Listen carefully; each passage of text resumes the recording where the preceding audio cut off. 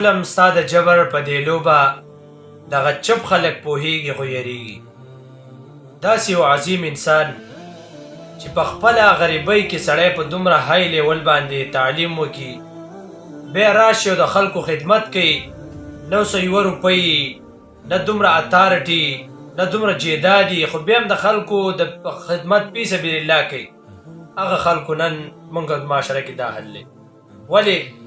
ځکه چې په معاشره کې یو غریب سړی دا د خلکو خدمت کوي، نو بیا چې کوم خانان دی هغې نه پرېږدي، بیا دغه حلي وایي ستا د ظلم ستا د جبر په دې لوبه دغه چپ خلک پوهېږي خو یریږي. هر یو کس نن د دې په مرګ باندې او د دې په شهادت باندې خپل سیاست کوي. څوک یو شانتې خبرې کوي، څوک بل شانتې، څوک وایي داسې جرګه به وکړو، څوک وایي داسې به وکړو.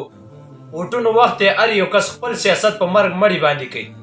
دا زموږ د مړي حال دی، دا زموږ د یو شهید حال دی.